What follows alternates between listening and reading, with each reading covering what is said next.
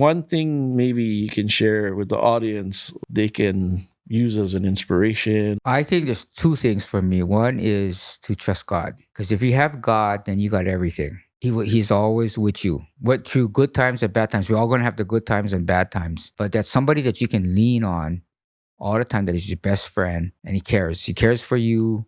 Mhm. He has died for you. He will just be with you all the time. The second is to find people in your life who are family friends, whoever that you can find that helps build you up and believes in your dreams.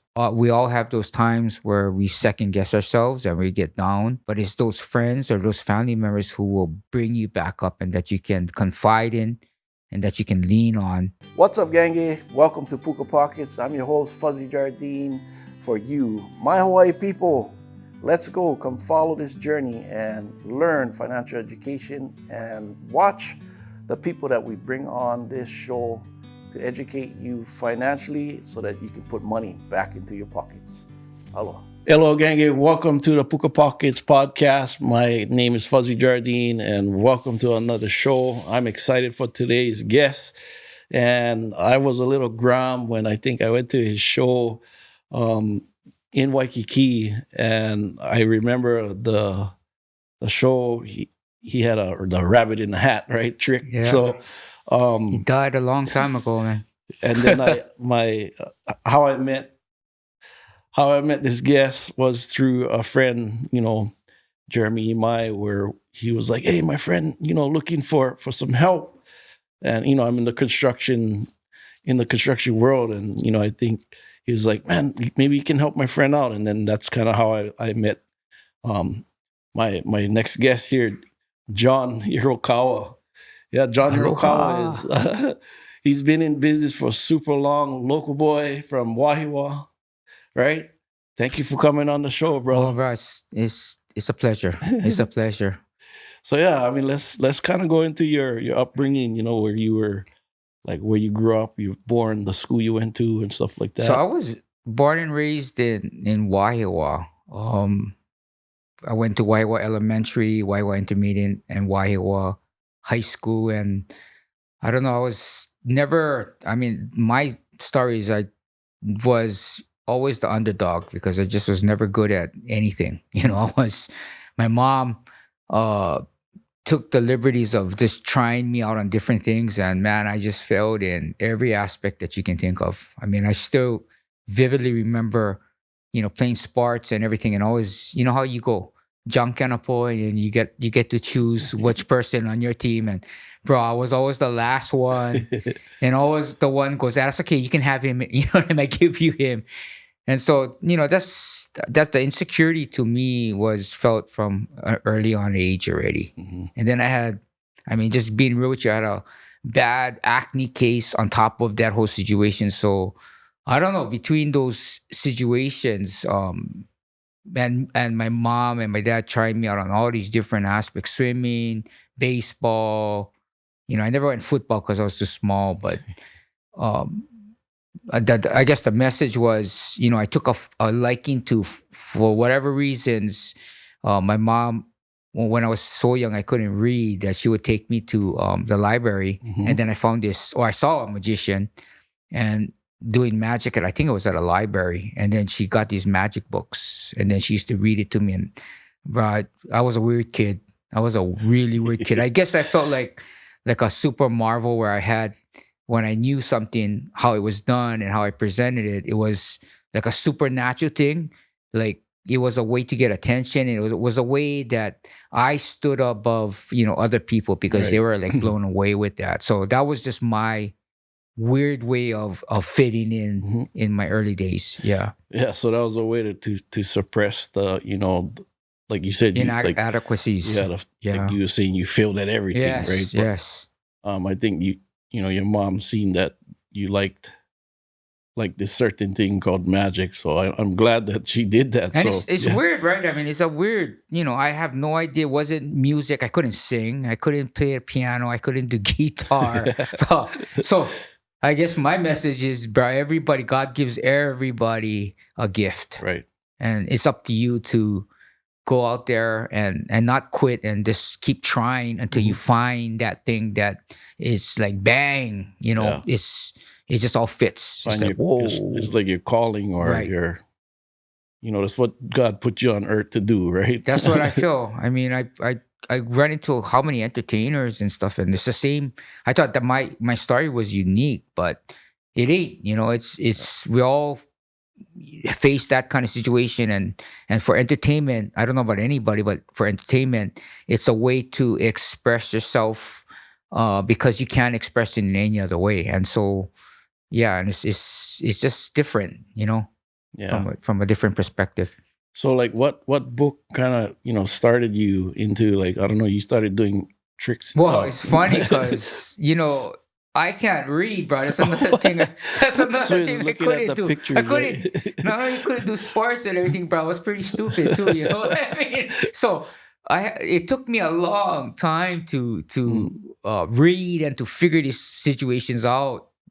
So my mom used to sit there and just read books to me, Okay. and then she got desperate and frustrated because when you start reading these books on how to do a trick and stuff, it's complicated, And then she looked into the yellow pages and she goes, "Hey man, I need help." And so she looked in it, and then she saw magic lessons, in downtown, and Wow. yeah, she and I think I was maybe 6, Wow. and the earliest they would take was 12 years old. Mm. And she was the one that went on her knees and begged that guy. instructor, I mean, in tears, like, Wow. please take him on.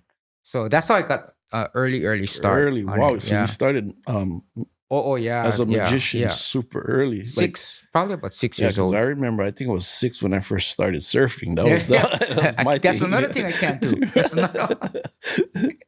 I don't know. Maybe I gotta go teach you. Yeah. No, you would give up. Trust me, man. I had a lot of people try already. Oh man, you never tried Fuzzy's route. Yeah. Yeah, you never tried John's route, bro. It's impossible, man. That is funny. I might be the That's- first guy. That is funny, but that would be I would have to get the trophy for that. So yeah, talk about that experience. You're 6 years old. You can remember that far back. Man, because even to this day, I'll be honest with you, is that you have these insecurities. You just and I get it. I get how everybody has these things that somebody said to them, their parents, their auntie, their uncle, their friends, and Mm. and those things really stick. So we need to really watch out and be an encourager Mhm. in what we do, because again, being honest, my father kind of laughed at, because he was into I mean, any father is into having their kids do sports or anything Right. like that, but so he was like, what is this, kind of situation. And my mom was always like, once I took a liking and it clicked, it was like, okay, when you become a headliner in Waikiki, she was always thinking, when you make money doing this as a career, or it was always that kind of attitude, which I was real blessed with, because as I understand it, there's not too many people who would have done that for me. And she went all out, man. She made my costumes. She gave me the magic lessons. She bought the props. And she didn't know anything either, Wow, this is some heavy stuff. Oh, 'cause yeah, your and mom then- knew that this was your calling. yeah, and she was a realtor, so she was doing well. Mhm. My father was a painter, and he did the best he could. And so between them two, I'm the youngest of all the siblings, that she said, or forget it on me, because I was the last, that she would not work so hard Mhm. to put food on the table, but she said, forget it, I'm going to trust God, and I want to spend this last, with my last one, I want to put all my attention So to. you're the baby of the family. Baby, yeah. Yeah. The spoiled one, right? Yes, sir. Yeah. So she took that time. I mean, if it wasn't for her, there's no way, man, Right. because she would, whatever I wanted to do, whatever that she felt that would perpetuate me to be a better performer. Mhm. You coming from Wire, we only speak pidgin, Right. So Right. she got me, and I was shy, and so she got me to get up and to start talking in front of people. Wow. And that was, at that time, it was like, nobody does that, right? And then she she got me to take dance lessons, and she said, okay, if you're gonna do magic, it's boring to stand there, so you gotta put movements, and this is her vision, because she used to, I guess she used to like Fred Astaire and all of those old timer Gene Kelly, and Mm-hmm. so she goes, you got to incorporate dancing with magic, and this is before David Copperfield, Wow. yeah. So she really took that steps, and I was like, oh man, ballet? You want me to take ballet, bro? So let alone, I can't play football. I can't do any of that. Now you're gonna put me in like tights. You know what I mean? And then, Yeah. so yeah. Oh, that's classic. So she knew, once you took a liking to this magic thing, that standing still, just doing one show, You she ain't gonna needed to get there. add No, something into yeah, it. you ain't gonna So, get there, man. like, okay, so you were 6, you went through this guy's program, or coach. What did you learn from the guy? Like, You learn the basic steps on how to do magic, right? And Mhm. then every 6 months or something, they have it's called a magic banquet. So you have all of these students, and then they'll it used to be at the old Wisteria, and then we used to have a banquet. They sell tickets, you eat the dinner, and then I get to perform, and everybody else gets to Right. perform, right? And so that was my first I guess experience of doing it in front of people, because Mhm. before that it was just one-on-one, doing it to your friends, Mhm. the boo of the school, and then you blow him away. You know Yeah. what I mean? It's Yeah. like it was a high for me, Right. and then because you fool in the boo of the school, then oh wow, bro, and All then, the girls, you're all the girls well, was I don't like, know about what? girls, but just just that the attention that I got because of that Right. situation, and then that was just my way. That was my way. But once you got on stage, I remember performing, and then I was so shy that I didn't smile.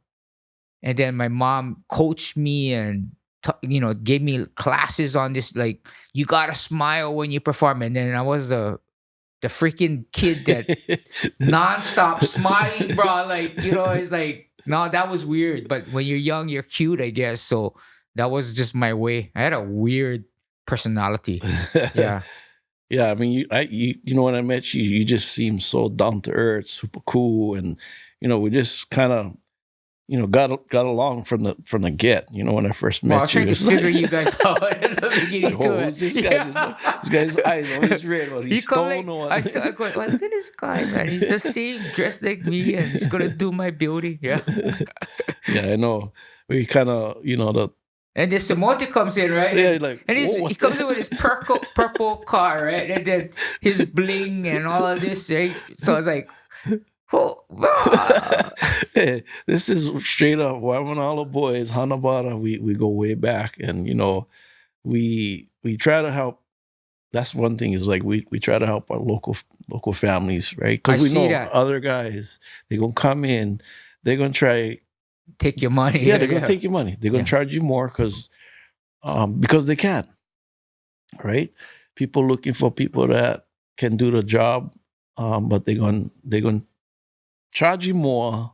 And if you say yeah, more power to them. So that's the thing. Like for us, we come from different background where we come from without, and we love to keep our locals here, and like a lot of the local families that we do work for, appreciate me and Samote, and the price points, yeah, that we can come in. So I can just tell you, you guys are unbelievable. I mean, I went because my building burnt down, and I have a walk up on Date Street, and I went. I mean, I spent 1 year trying to find somebody to want to take this project on, and the prices were all over the Mhm. place. And then Jeremy, my friend, said, "Hey, why don't you go? I want to give my friend a call." That was you. Mhm. You came down, checked it out, and I'm like, I mean, I'm being honest. I was like, he comes in shorts, slippers, his truck. I mean, typical local, right? And I can relate to that, right? Because I'm exactly the same. But in this case, I was like, wow, can he do the job or what, Jeremy? And then he's looking at it, and yeah. And then you said, let me bring my friend down, Simote, and he comes in with his purple car, right?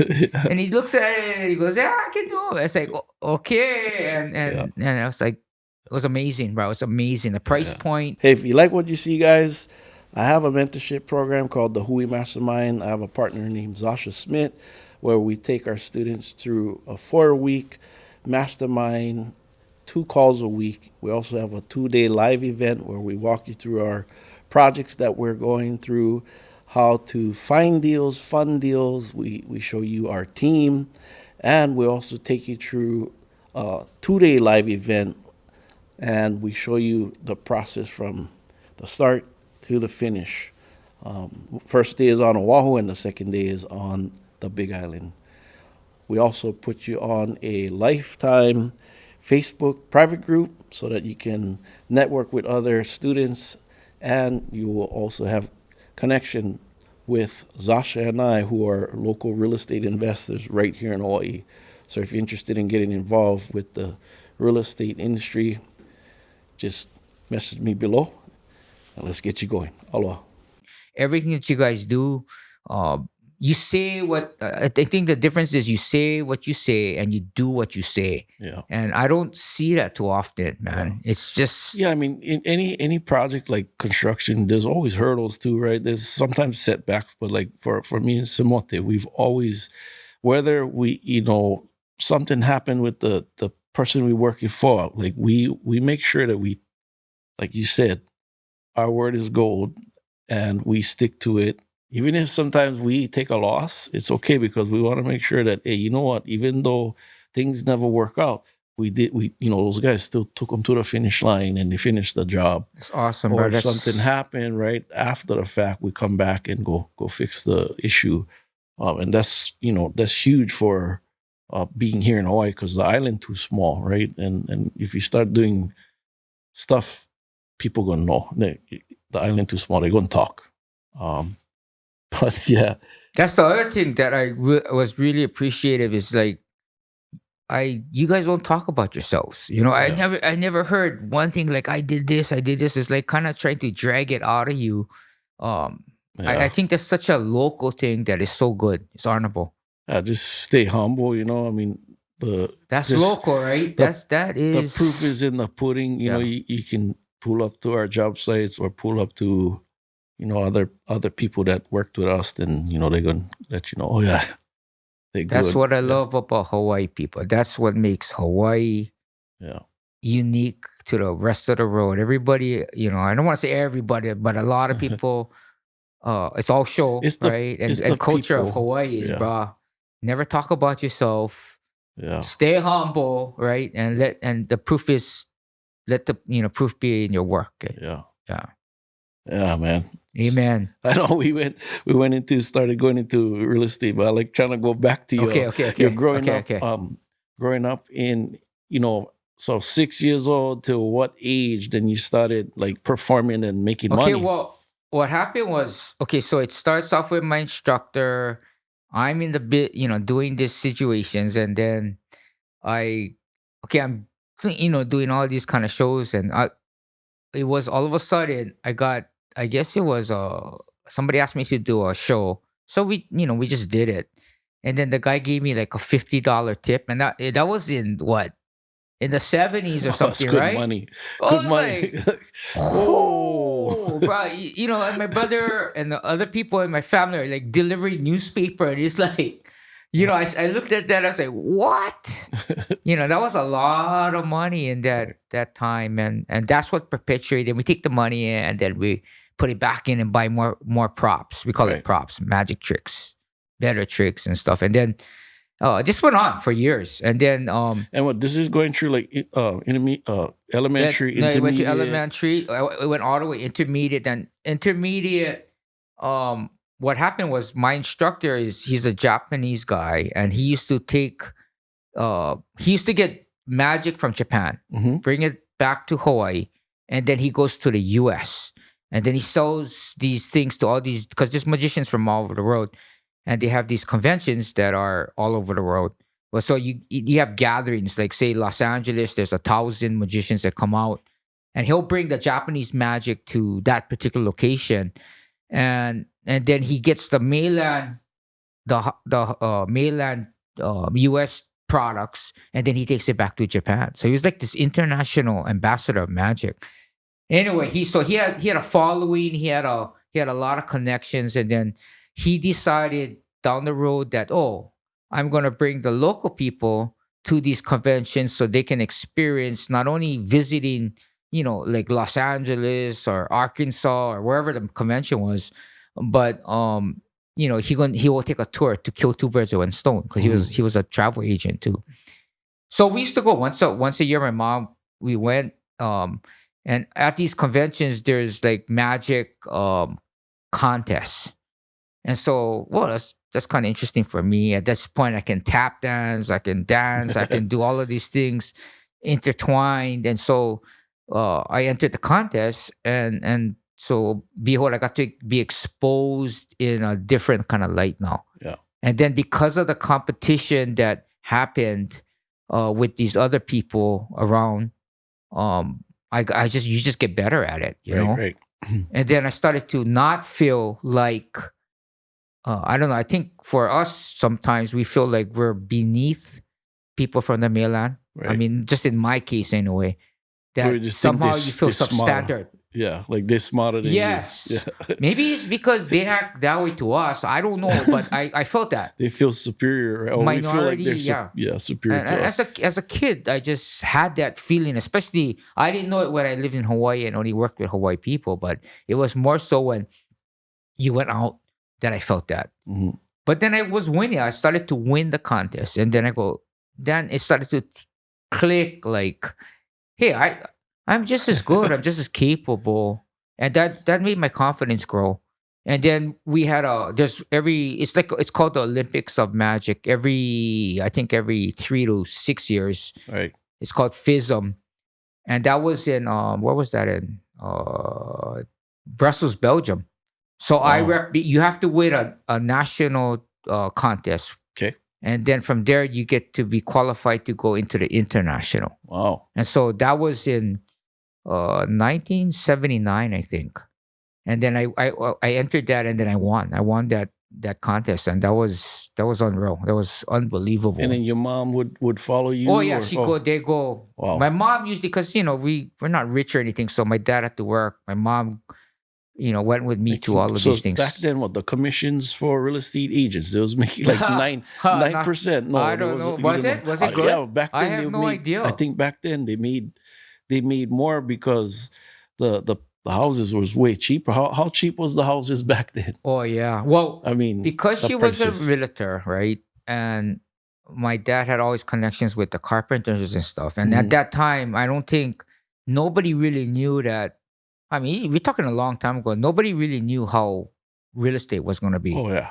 And so she loved the real estate because she would look and go, oh, this is a good, this is a good buy. You know what I mean? And then Right. she just calculated if you rent it, it's gonna pay already itself. Right. I know it's not like that anymore, but Right. yeah. And so she started to pick up real Mhm. estate, as she told me, and so my dad was the one that fixes it up, paints it, has all his carpenter And friends that's how they scratch would- each other's back. Yeah. That's how they would be able to pay for your trips and stuff Yeah, to go to and the. then and that was the reason why she got to pull back from being a realtor, Mhm. and then got to now spend that time with me and try Nice. to nurture that And then what situation. about your siblings, your brothers, and what brothers? No, they- brothers They never had was that. They doing? never had that because What- I understand. I feel so blessed because Right. the parent now you gotta just to put food on the table, Yeah, man. It's like it's crazy. It's tough Hawaii now. is like ridiculous. Yeah. How expensive everything is. No, but your brothers and sisters, were they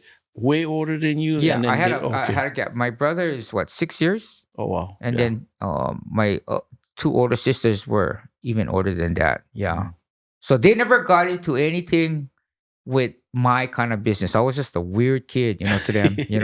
I could even perform magic to them. It's like, don't come by me. Yeah, They're like, yeah, you "Get run away, man. It's like Oh, and that's we're funny. a conservative And you family, guys right? all lived in the same Same house. house in Ohio. Yep, correct. We're not rich, man. We were Yeah, never rich or So anything you like come that. from humble beginnings. Your mom was a real estate agent. Your dad, was a painter. I grew up with a painter. My grandfather was a painter And as well. painters in those days, it's not like now, right? No. Because I remember my dad it was real cheap, man. It Yeah. was like Yeah. you got a whole house was like $300 or Was something. I cheap. remember just Yeah, it was I cheap. still remember that, It was super cheap. Yeah, but well, the material was cheap too, right? And and it was all the lead yeah, paint, it's like right? yeah, you paid him like $100 a day, The or paint thinner. Remember all the yeah. paint thinner, and then But the the material was way better back then, oh, right? is that Because right? because it had lead and all kind, harmful stuff, and that's why a lot of Ah, people get get oh, the yeah. asbestos My and dad died early. cancer Yeah, yeah. from from the materials that they use. So yeah, no, my grandfather was, What is the people still the same in the sense that the all like my dad had all these like carpenter friends. hmm So you kind of a plumber, right? yeah. So you kind of like do each other's. Everybody It's still knows like that. everybody knows each other, right? And the ones that's tight knit would go help out. Hey, my Yeah, house, what, yeah. you can go help out, So help it's me out. still like that then. Some people are, but not like before. Oh, because you always weekends, right? You work on the Right. weekdays and weekends. You're And then doing go a party, favor for go somebody play else. horseshoe, go Yeah. drink beer, and then your wife them Yes. cooking, your mom them Oh, cooking I for don't you. know about that. I think the olden days was like the moms get all pissed off because you finish work, right? And they drink. You're drinking and they're not coming home, right? And then she's stuck with the kids and Yeah. Well, I remember like my grandparents, my grandfather, he was in painting too, but we would go help the friends, right? And then, or they would come over to our house, help us out. We'd do kalua pig and stuff like that. But then grandma would be cooking and always had Yeah. food on the table. Your house always had Yeah, food on yeah, the table. all the Yeah. time. Yeah.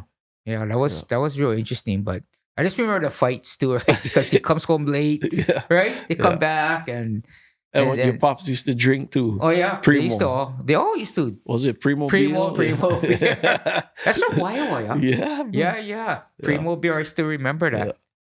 But and then I guess after the DUI, laws and I guess everything changed because Yeah. you still always have the hibachi. Yeah. Remember wherever the project was, and they bust it out, and then they kind of sit around. Yeah, come back So real late. classic. So yeah, I mean, when you guys went on, to go back to your trips, like you started, winning these competitions.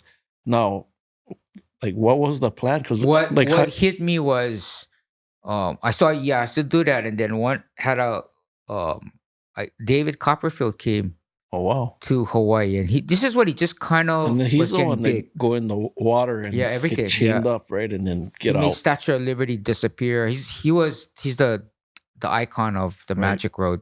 So he came to Seisubon, that's the Pagoda Hotel, and he performed. And then there was a contest again for junior magicians. So that would be an opening act to him. And so I won that. Wow. And then we got to be really good friends. And then it was from that point that I really saw like how you can take magic, how far you can, because he combined it with New York style theatrical show experience, like the Gene Kellys and the Fred Astaire's, and how he made it interplay with magic and that art form, hmm which my mom visualized. And then that was it, man. I saw him and I said, I want to do this and I want to perform. And I'm now at the age of, 17, 16, 17, 18, that I want to do magic as a livelihood. Yeah. And at that point, it's like, hey, now my mom is like, hold on. Now the parent, up until this point, it was kind of hobbyish. So now But it's then- kind of like, But then, by then you could already read, right? You could read better.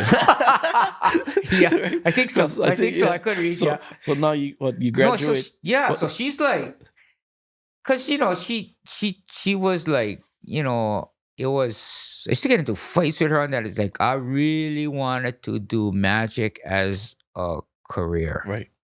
in Hawaii. In Mhm. Hawaii, and I visualized at that point I don't know if you knew it, that at the time was like Siegfried and Roy was a humongous Yes. shows in Vegas, right? David Copperfield, With and, the tiger. but I yeah. wanted to do it in Hawaii. Mm. That was, I'm just 16, 17, 18 years old. And it's like, I got this monstrous dreams of trying to do that same kind of situation in Hawaii. And that's what started. And that was the roadblock. That Mhm. was where everything comes to where I think everybody has the same kind of feelings. Like, how am I going to do anything of significance in Hawaii compared to the rest of the world? Right. And I can say that you can. You born and raised in Hawaii, bro. you can do it. Yeah. If he gets, like I say, if you get a good work ethic, like you cannot just think you can get stuff for Well, free. You gotta it's like work right. for it. I work hard, but the downfalls was right is Hey, what's up, gang? I hope you guys like the show. I just wanted to thank Bomber Eyewear for being sponsor on the Puka Pockets podcast. So if you want to check out Bomber Eyewear, if you know the brand, you don't know the brand, just check us out. Get the promo code called Aloha20 and sponsor your boy Fuzzy. Let's go. Yeah. okay. I'm gonna need at that time was 1.5 million, hmm and I'm And just this is performing what year? birthday parties with pulling a rabbit out of a hat. Yeah. And so now, okay, That one real. and there are David Copperfields and there are Siegfried and Roy's out there already. Right. You know, so who am I Right. as a local guy, Yeah, a but Asian Japanese guy, go and say, hey, I'm gonna go in Waikiki. I need to get somebody to give me $1.5 million, open me up at the Hilton Hawaiian Village, and I'm gonna be a headliner next to Don Ho. Right. And How's that one? no, that's cool because you think about it, like I'm crazy, never right? never have no shows like it, right? Y- Was there right. any magic shows before you? Right? It's No. like holy moly. So that like really God called, that was your calling. Like I think that And it was I'll tell you the problem is this is where you go crazy is when God gives you this passion, when Right. you really feel like I really want to do this. This is what I can only think of this, right? And then but the reality is the outside world is like you crazy. And so there's no clear path on how to get there. There's nobody telling me Yeah. follow my footsteps Right. and yeah, you bound to get there, right? I mean you have you Yeah. can test to that with what your what happened to you and how you had to go to get Yeah. to your point. But yeah, it's that was the tough one. That was so hard. And then whenever I got close, it was like, well, why do I need you? You know, I mean, I had that so many times where I can just go get somebody from the mainland. Right. And so that's where the drive comes in. The drive to keep knocking on doors, to keep believing in yourself. I think was more authentic, you being from here to have that show, and who like believed in you? Who was the person that said, So hey, you know what? I went all over the place. I mean, begged Mm-hmm. everybody in the hotel industry, everybody that had something to do with entertainment, Tom Moffat, John DeMello, that's Mountain Apple Company, Tihatis, the Hilton, Hyatt, whatever I could do to, and most of the time you don't even pass the secretary. You know what I mean? Because you're just this kid that is trying to say, and who am I going to go to? And then I saw that Roberts Iwamoto, he's number one transportation uh, industry. He moves a lot of tourists. I see all his buses, and he's a local guy, Mhm. right? Humble local guy, right? And then the other side was Roy Takujo, who was the owner of Paradise Cove Luau. And so he's in the entertainment industry. He had Tavanas, he had Paradise Cove. So I just took a chance. I sat in Roy's office for I think 5 years. 5 years. Like, he exits another way. I'm just sitting there until he sees me. And for 5 So you years, sat there yeah, every pretty, chance. pretty much. Yeah. Not every chance. I would think it was a once a week at least. Wow. And then I used to, after the fact, the secretary goes, he's trying to figure out how to exit, Without without me seeing, because I would sit there, man, just waiting until. Wow, the determination. Yeah, and then he sees me, and then he says he's gonna do, he go check into it, and then I come back again, right? Yeah. And then I'm gonna just wait and wait and wait and wait and wait, and it ended up, long story short, but it ended up between Roy Takujo, who was, he had shows at the Hilton, and Robert Iwamoto from Roberts, who had his, his strong infrastructure of tourist movement. Now, did you have like shows that was recorded that you would share them, like the Well, they saw me. I used to bring them to some of the things that I did. Um, and I guess because I was just like pounding at the door constant. I mean, I don't know if it was aggravation or whatever. And then so at that point, I went to Don, Hmm. Don Ho, and I asked Don that if and in the meantime, I've been talking to all these entertainers, but I was kind of knocking on Don Ho's door because I go, hey, put me in your show. I don't know. I don't know. You think you're good or what? I don't know. I don't know if tourists like see that. Yeah. So then I go, oh, well, that's okay then, because I got Robert Iwamoto and Roy Takucho, backing me. Yeah. And all of a sudden, oh yeah, maybe we can put you into the show. We can figure out something, and then so he decided, okay, let's give this kid a shot. And so Don pushed this show up. Because he took the whole night, the evening, Right. and then he pushed this show up And it was at like a what, later slot. dinner show, Yeah. So music. he had two dinner shows. So he pushed his show up, and then I took the early slot. Hmm. And then so it was pretty much a combination of Roy Takujo, Robert Iwamoto, Hilton Hawaiian Village, and Don Ho. Because Don had to do a lot by shifting the show so that we could get into that spot. And that's what it started. That's how the whole thing started. Real. So, but were you just down there by yourself with, or your mom and kind of like tell you, hey, we should go? No, at that point, because it was, what happened was because I went to school. And so, you sometimes that we need to see is you cannot have everything planned and prepared. You gotta just kind of go out there, right? You know what I mean? It's Yeah. like there's no clear path. But all I know is she told me you gotta get a education, and I was like, going back to that. I want to do magic. Oh yeah, you can do that, but you gotta get your education. So she wanted you to go college. Bro, and then so I gotta go college, but I gotta pay my own. You know what I mean? Oh yeah. I still get so mad, man. It's like, okay, you want me to go college and da da da. You pay for my, oh no, you doing birthday parties and all this kind of stuff. So I trained you enough so that you can. So I go school, and then And I you went went- into business. You went to UH. Yeah, Okay. UH, and I went into business, and from that standpoint, at that point, then I had a business degree, came out.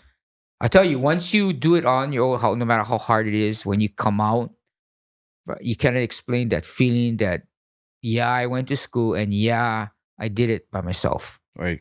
and that feeling is that confidence that you can accomplish something. Was I cannot put a value on that situation. Yeah. So I can attest to that because my stepdaughter like put herself through school. She's got like one more semester, and she just bought her house like 2 years ago. Got married, and then now she works for Hawaiian Airlines. But she applied for all her grants, all her scholarships, and she got like actually paid to go to school. Unbelievable. Right. To first she went to a college in the mainland. I think it's like somewhere in California, or it was in California. Azusa, or it was like some Azusa is Christian, right? Christian. I Yeah. don't know if it was Azusa. I forget what school she went, but she couldn't take it, so she came back home. And then, but it's the crazy thing. Like, what happened was she ended up, paying for the school, but then coming back and then still going to school, but then figured out how that she could purchase one home. Wow. So she was living with her boyfriend. She came back living with her boyfriend in one little unit at his parents' house, and they're like over it. They didn't, something happened where they wanted to move, and they started looking. And then, of course, us as parents, my wife and I, helped with the down payment. But they was able to do it. Awesome. Yeah, and this is like That's saying a lot. This is with like Hawaii, like people thinking that you cannot buy one affordable house. She bought this house at $179,000. What? Offered, got accepted, and then took the 203 loan, 203K loan. What does that mean? So you can the loan includes the purchase and the rehab costs. Oh, interesting. Included, right? And the 203K loan was what we did, but she needed the down from us, and then my wife co-signed.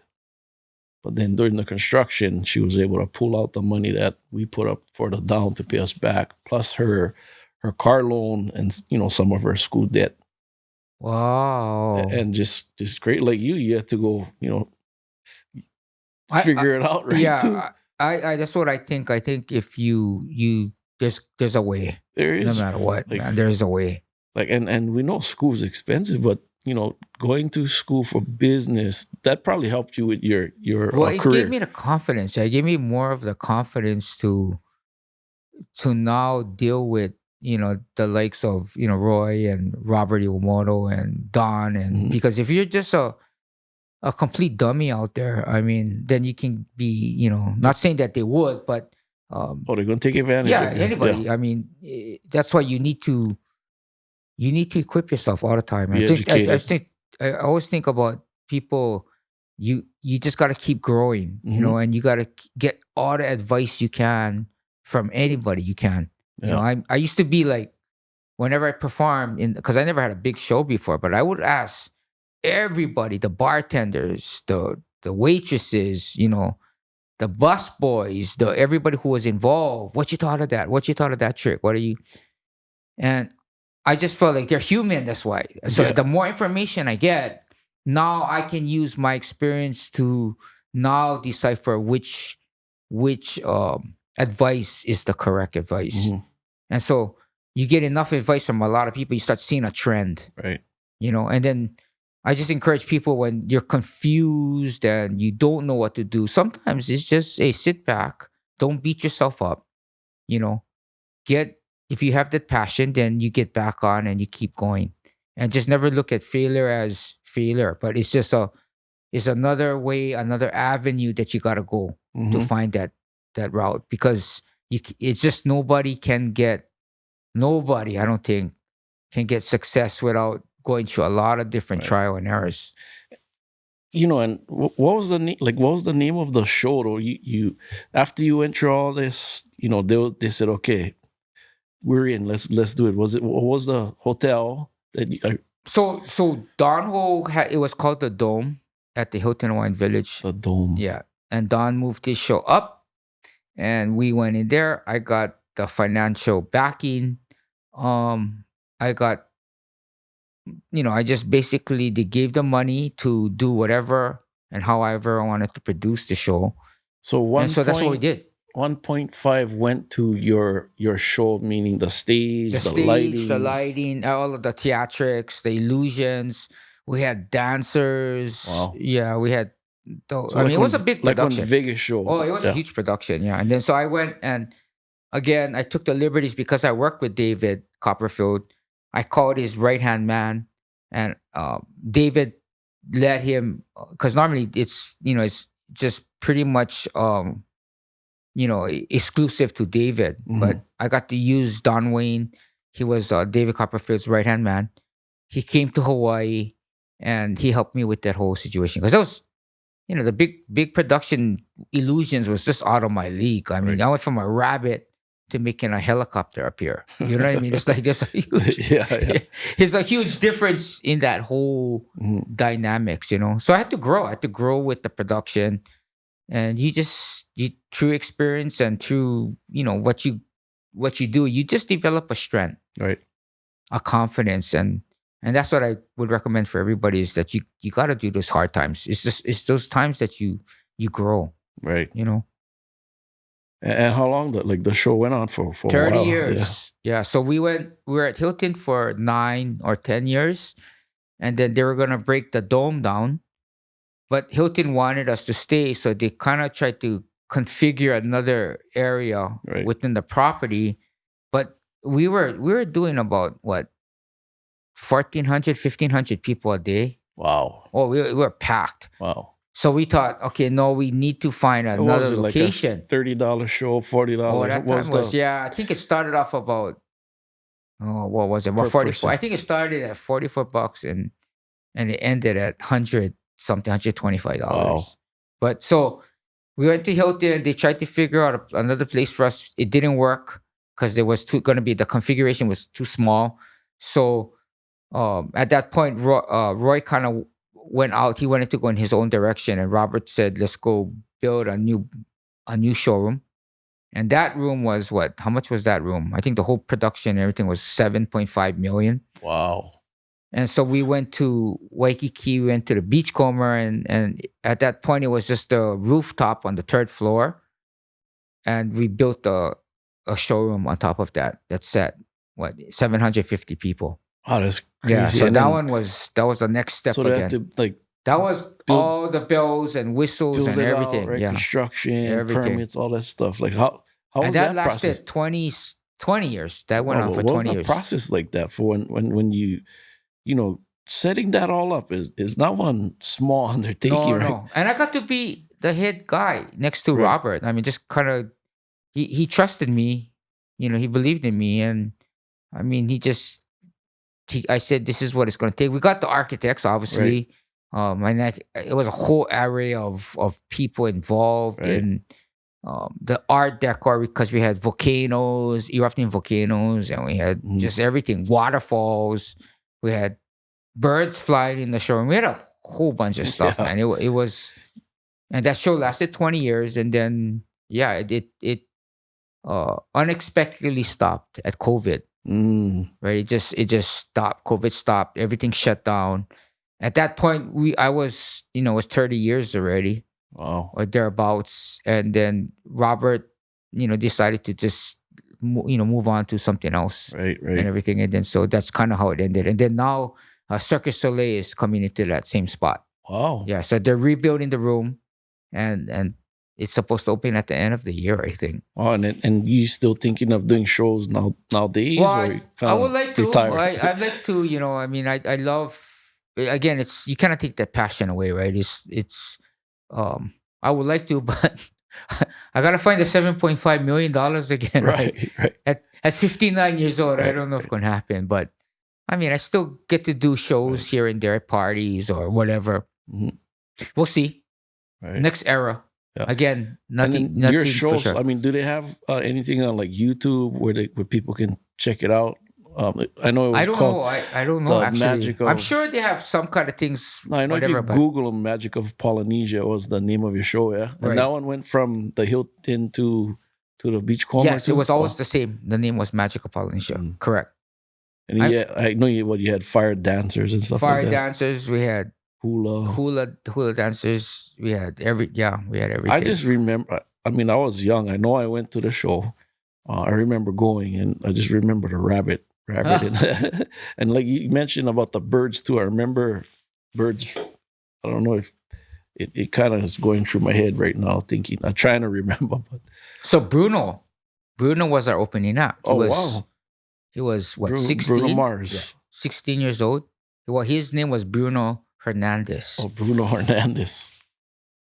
And he used to do, I mean, maybe 2-3 times a week. He used to come in, and then we had different, opening acts, but he would come in and do 2 or 3 sessions Mhm. a week with us.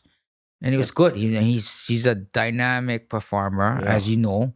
What was he singing back then? Like Elvis He stuff, liked or Michael Jackson. Oh. I mean, he was the Elvis, but I guess he hated it after, because he started at 3 years old, right? oh yeah, But his family is the Love Note, so that was his father, and Bernie passed away already. But they were. That's why he was brought up in this musical industry, And it's just real interesting. I mean, for 5 years, and then he said he's gonna go to the mainland, right? So I didn't see him. We didn't hear or see him for what was it, 5 years?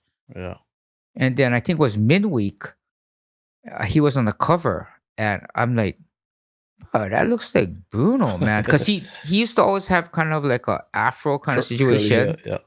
and I was like, but it looks like Bruno. And then my daughter goes, yeah, that's Bruno Mars. I go, well, I don't know who that is then, but that looks like, Bruno Hernandez.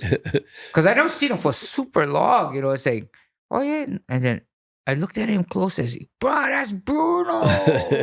Because he was with Motown. He got signed with Motown, Yeah. but they weren't using him at all for a number of No, I know, because years. he was writing music for them, right? He was a music writer. Well, I'll tell you what, this is a really funny story, okay? So he's doing these shows with me, right?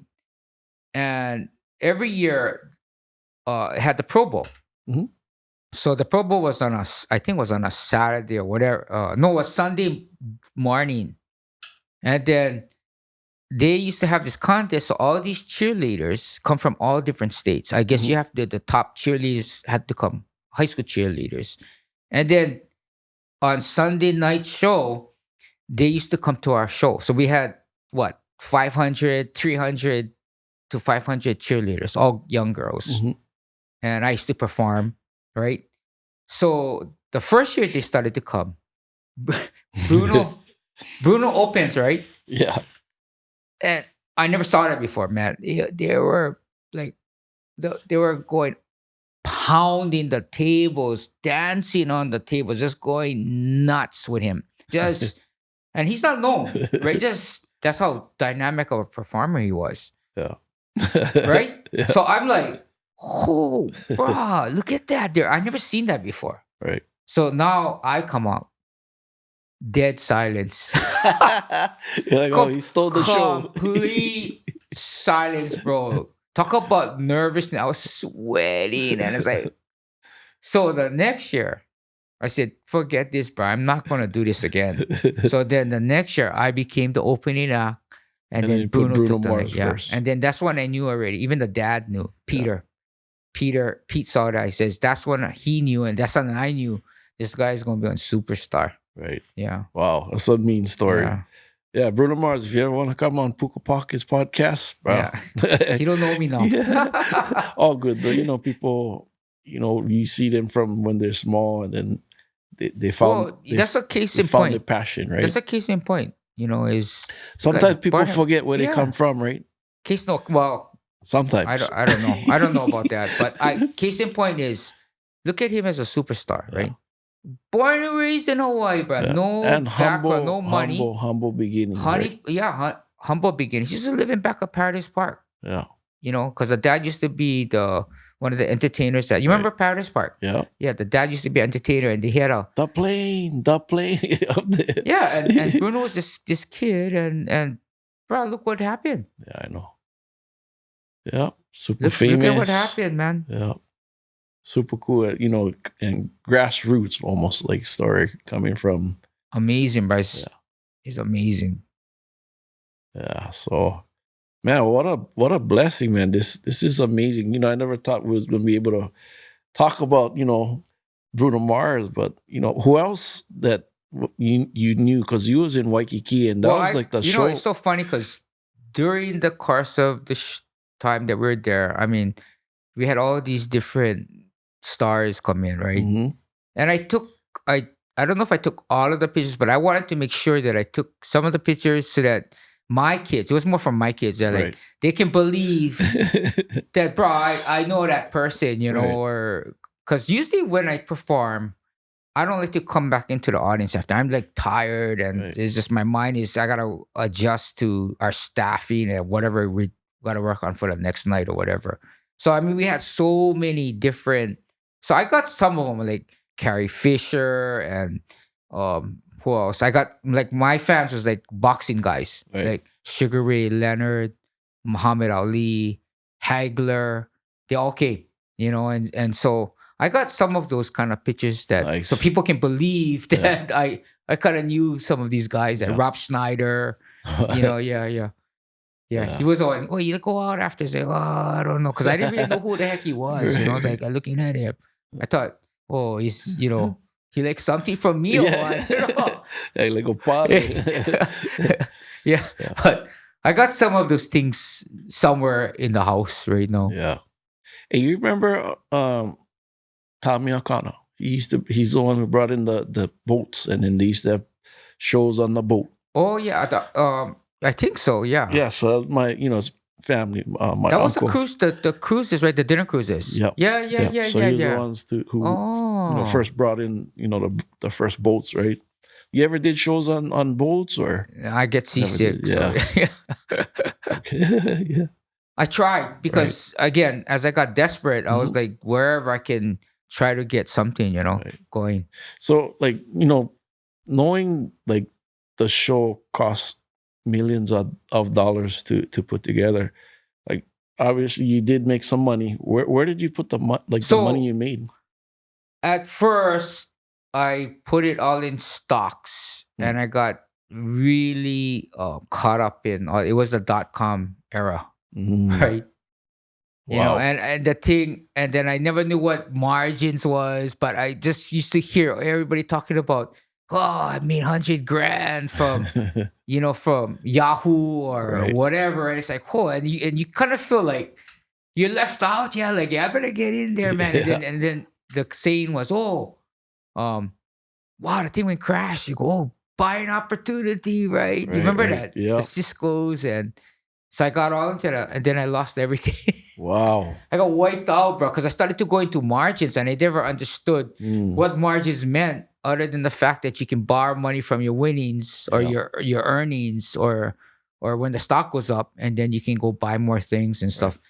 So yeah, that to me that was a pretty dark time in my life, because it was so wrapped up in that part. I think everybody was pretty much. There was a lot of people that lost money.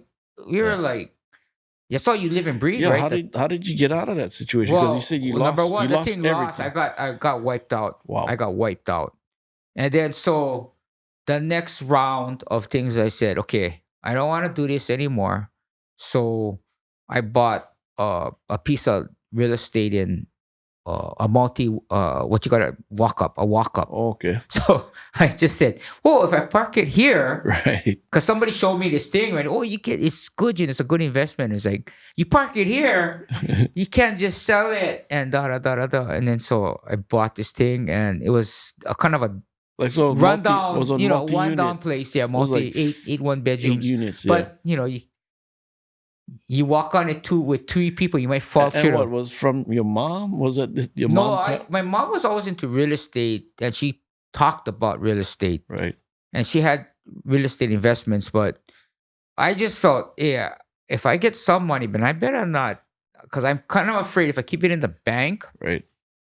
I'm gonna gravitate towards buying stocks again, and I don't want to go through that. It was just a nightmare. That was a mess, man. Was it a friend that kind of told you, "Hey, go check out real estate"? So, I don't recall what it was, but I just said I'm gonna park it somewhere else, and so I guess my mom, she really didn't tell me that, but I said, "Oh, let's just go try it then." Yeah. And so I bought it, and I thought, me being naive, I'm gonna manage my own property. And this is on Date Street, right? Wow. Oh, so that it's kind of like, oh, it's like, oh, bro, you get, you get calls, you get fights, you get. It's like, oh man, I made a really bad. No, this is not the right thing, Yeah, I rented a place, and my friend, he's still there, on off of Date Street, Lukipane. So that's where my office is where all my business mail go to. Right now? Yeah. Oh, I didn't know. So you was real close then. I wasn't raised there. I'm from Waimanalo, but I when I came out, my parents took me in, and then when I got myself back on my feet, I went to move with him, because his mom is the property manager. Oh, okay. And was renting over the Date Street, but did all the little, walk-ups, multi-units, and shoot, in fact, get one right now that's listed for 1.8. I think it's a 6-unit off of Date Street that we're going to take a look, check them out, To what? You might buy it? You think we don't know. Like, we just go check them out. I think it's all vacant, opportunity, right? Check is it by Kuiles? Is it real close? I'm not exactly sure what street, but I know it's off of Date, one of those interiors. But I seen, that in that area, if you know your zoning, you can do Bill 7, and Bill 7 you can take advantage of, not paying as much on taxes, and then you can get away with building you don't need to have your parking, property, one parking per unit. Right. The only thing you got to look for is the entrance, right? Because even for mine, it's not that normal 16 feet. Right. Driveway, right? Because got that easement. House, yeah. So they might be restricted, but I never looked into it. But I just feel like we're getting off the subject, but Date Street with Kobayashi's doing the Kuila. You're familiar Yeah. with that, right? It's Yeah. gonna be 1,001 Big. apartments. So Big. that's kind of like your catalyst. Mm-hmm. The way I see it, as a catalyst to now that might start being the nucleus to develop. Yeah. Like how Kaka'ako Yeah, was. like try to be more affordable. They say It's affordable, but what is yeah, affordable? 900,000 is affordable. No, that ain't affordable, yeah, and then right? affordable 900,000. You Yeah. got to hold it for 10 years, and somebody buys a one bedroom and they call Mhm. it affordability, but the guy, the family wants to from there, right, sell it and Mhm. then roll yourself into something else. Right. But you can't, so it's a catch 22 to me. Right. That's just my feeling. I could be Yeah. dead wrong on that, but So I mean, now it was after like or during and like now this is what you're doing now. You kind of like retired, doing some shows here and there, and then you dabbled into well, I'll tell you what the real is estate game. now is, and I didn't mention that, but it was after really from the dark days of the stock market, bust that happened, Right. The and dot me, com yeah, era. yeah, and me getting my dreams. I have a wonderful wife. I have Mhm. kids, so I pretty much feel like contentment as far as just accomplishments and just living, but there's something missing. For me, it was like, what is that, bro? It's like, and I was always brought up as a Christian. I mean, my mom always took us Mhm. to church and stuff, but Mhm. it was that part that just became like, there's something else to this life. There's gotta be a purpose other than just trying to accumulate. And you have all these things and you should be the happiest guy around, but why is that I don't have that peace? Even when I was performing, it Right. was it wasn't happiness, because I'm just so worried about being knocked off that position, Mhm. and I got to make sure that my A game is always on, because people, if they're paying $100 to see the show, you don't want them saying that was crap. I Right. mean, and they're gonna blame you. They're gonna blame you for that. They got ripped off, and Right. so you're always pushing people. You're always, you're trying to drive up the product, so that it is compared to Vegas, Right. and it's, to me, that ride wasn't enjoyable, Mhm. and so I'm like thinking, okay, and so that's when I really started to um, look into this church and take that Christianity more seriously. Mhm. And bro, I can honestly tell you right now, bro, that's the answer to everybody. It's because this earth, we're here for just a little while. Yep. And guess what? I don't care how famous you are or how much money you got. Yeah. Can I take them with You you? can't take it with you, bro. And Yeah. and it ain't gonna answer all the things that you think it does answer. Yeah, so Yeah. that's the part now that I'm way more involved in the church, Mhm. um, and I take that Christianity and Jesus, as number one priority in my life. Nice. Nice, man. So, like, we'll go talk about like how we met, right? Now we'll go into that, and then because you've been renting, this apartment building. You have like two, and then like how I met you was because one of the apartments, burnt down. Hmm. Like, Hmm. you know, your thoughts, like, okay, when the thing was burning, like, what was going on in your Well, mind? I tell you what happened was I came back from church and we were gonna have dinner. So it was about, I don't know, it was about 3:30 in the afternoon. Coming back and we're just getting prepared to go have dinner, and I had no idea. Okay, because this fire happened at 5:30 in the morning. Mm, I had no idea, and then I guess my daughter and my son and I got a text or something that, hey, did you know your building burned down? So I'm like, what? And yeah, with so much scams and whatever's going on, it's like, if I felt that something happened like that, it would be the police, right, or the fire department Right, calling me right. up. So I'm like, hey, and then my daughter goes, hey, yeah, I got that same call. So I'm like, I called um the police, and they said, oh no, we don't have anything. I don't see anything. And then I called the fire department, or maybe I called the fire department first, then I called the police, and they said, "Oh no, we don't see anything." Mm, And then he goes, "Oh, wait a minute," And then he goes, "Oh yeah, there was some kind of small fire at Date Street or something, right?" yeah, And so I'm on my way already, going to right. that area to double check it, and then yeah, it was a huge fire. They said there was 41 firemen that came in. Wow. It was a big situation because it's kind of inside, right? So the Yeah. fire truck couldn't get in, and And turn around yeah, and stuff. it was a nightmare, man. It was Yeah. just a sad situation. Yeah, yeah. Um, but now, knowing, the build back, right? The build back, the plan is to build them back and then put, some families in them. Because Yes. I know, like, when you told me the rental prices, and I give praise to you because, like, not too much people set the rental prices the way that you are, Well, right? what happened was when that whole, there was 250 people got displaced because Mm-hmm. of Korea. So that they're saying that all these walk-ups now are kind of gonna go away, Mm, right? And so I guess the rental market is ridiculous. I mean, yeah, it's just it ridiculous. is. Section 8 is Oh yeah, they going up. super They have to high. bring it up, right? Yeah, they brought them up. Right? Which could set the standard again. I Yeah, mean, yeah. it's So hard, man, for it's families. definitely so. Your thoughts too, like for Hawaii families from Hawaii.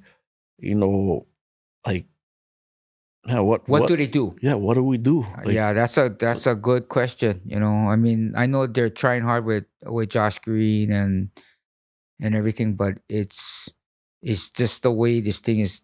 right? It's almost kind of like it's turning to be like a rich man's place. Mm, Like Hong Kong or something like that, which is real right. sad You're either because gonna be our you got kids are gonna be driven out. It's so right. it's gonna take a lot of effort from a lot of different people, and I think You think um that where we're at right now, um, as far as local people, you think the Aloha gonna leave Hawaii? I don't want it to. I mean, I local culture, local. I just don't want to see that situation Yeah. happen. I mean, as we I mean, progress. so like I think there's like 1.4 maybe million people here, Mhm. and they say there's only 10% that's born and raised I that's didn't know still that. here. So you really now? Yeah, but that's the born and raised, right? But we don't even know if that's even accurate. And this is from 2020, Oh, that's you news to me. know. Had no idea. Um, so it's pretty sad, right, to see a lot of our friends and family, have to move away. But it's because of the cost of living, right? And then people that's coming over and raising the prices, right? Because they get, like you said, the rich man state now. So I was hearing somebody was saying they're trying to pass a bill with Zone R5 now to build you'll be able to build more mhm, units on just one house for right, we talked about like right, lifting your house up, right, making it multi-generational because right. how else do you do it? How You, else do you do it, man? It's like the thing you is, they're can, going up, right? 40 stories or whatever. But why they selling them at, you know market. like 900,000? Like, there's gotta be something to help Well, I locals have a out. friend in Castle and Cook, and he's high up, and Mhm. we were at Super Bowl, and he was talking about like even these affordable condominiums that they're doing now. It's hard to make money. Mhm. It's so expensive, Yeah, and there's so many restrictions right, and so forth that it's for them too. It's right. very difficult. So the So county, a lot of the county, the restrictions, like you said, the county making the money, right? I like to see them bring lottery. Number one, get in trouble for lottery Right, and gambling, right. and but restricted. I mean, we got what? How many? 7 out of 10 go to Vegas Right. 4 times a year or something. So why don't we do something like that to Once they do compete? that, Waikiki gonna be on a Yeah. lockdown, right? And Vegas, nobody gonna go Vegas, That's why then they're probably lobbying so that that doesn't happen then. right? But I just think if you open the bid up, I had an idea. You take Kapiolani Zoo, right? That whole area, make one mega resort, Mm, and you open it up for bids from Samboids and whatever, because everybody would bid to build that out. right. And you have this one place that does, because gambling over here with an international audience, I Yeah. think it's just a Not all the no-brainer. different hotels, right? And Just just make one it, place. if they feel that locals are gonna get all, then just say locals cannot. It's like duty free shoppers. Just Right. make it where they cannot gamble then, or whatever. But it's just ways that money can come into this state. Even the lottery, it's like uh, that's just my feeling. Right. But what do I know? Yeah. Well, man, it's been such an honor to have you on this show, Thank you, John. man. I mean, to one thing maybe you can share with the audience, like, that maybe they can use as an inspiration or some type of, you know, thing they can do to maybe, you know, be able to stay here in Hawaii or, try to figure it out. What one thing that you like grew up with, what mantra or what one thing, I think there's two things for me. One is to trust God, right? because if you have God, then you got everything. Mhm. He's always with you. What through good times and bad times, we're all gonna have the good times and bad times. But that's somebody that you can lean on all the time. That is your best friend, and he cares. He cares for you. Mhm. He has died for you, and he will just be with you all the time. The second is to find people in your life who are family friends, whoever that you can find that helps build you up and believes in your dreams. Right. Because we all have those times where we second guess ourselves and we get down, but it's those friends or those family members who will bring you back up and that you can confide in and that you can lean on, and that will get you through whatever you're Yeah. dealing with. Yeah. Leaning on your families and Yes. good and of course, God, always is always there for us. And Is who, that's our DNA. That's right? our DNA. I think that's how Hawaii pulls together. Yeah. That's how we thrive, and that's how we can go forward. Yeah. You know. Mahalo for coming on the Oh, show. awesome! Man, Thank you, super Fuzzy. stoked to, I've met you through the grapevine, through a friend. It's so crazy because, we only hear or see your shows on either the TV or the news and stuff like that. But then now we know each other. Yes, my brother. But yeah, if you like this show, thank you for watching. If you want to watch more shows like this, next one going to be Bruno Mars. No. Please like, share, follow, and we'll see you on the next one. Aloha. Aloha. God bless. Hey, my locals, if you enjoyed this episode and you got a lot out of it, man, check this out. We got more platforms for you to follow, which is Puka Pockets, and we'll see you on the journey. Aloha.